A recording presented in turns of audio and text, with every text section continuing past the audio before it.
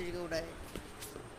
Hi செல்லக்குட்டி, நான் இப்போ எங்கே இருக்கேன் பார்த்தீங்கன்னா, நம்ம கேரளாவில் இருக்கிற புது வீட்டுக்கு தாங்க குடியேறி வந்திருக்கோம். அந்த வீட்டு என்ட்ரன்ஸ் தாங்க எப்படி இருக்கு. வீட்டுக்கு வெளியில் மணி பிளான்ட் வச்சுருக்குறாங்க. அதுக்கப்புறம் இந்த ஓரத்தில் பார்த்தீங்கன்னா கிச்சன் வாஷ் ஸ்பேஸ் இருக்கும். இப்போ வந்து 2 வாரத்துக்கு தேவையான பொருள் என்னவோ அதை மட்டும்தான் தூக்கிட்டு வந்திருக்கோம். மற்ற சாமான் எல்லாம் 2 வாரம் கழித்து தான் தூக்கிட்டு வரணும்.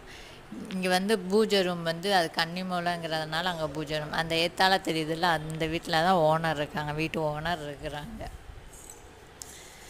2 வாரத்துக்கு என்ன தேவையான பொருளோ அதை மட்டும் தூக்கிட்டு வந்தாச்சு. மெயினாக நம்ம வீட்டிலேருந்து வர குலதெய்வம் ஃபோட்டோவும், அப்புறம் முருகர், திருப்பதி அந்த ஃபோட்டோவும் தூக்கிட்டு வந்தாச்சு. இது வந்து எங்கள் வீட்டில் உள்ள பெட்ரூமில் உள்ள ஜன்னல். அப்புறம் எப்படியே வந்துன்னா இன்னைக்கு காலையில் தான் வந்தோடனே வீடியோ எடுத்ததில் அது அப்படியே போட்ட இடத்துலையே கிடக்குது.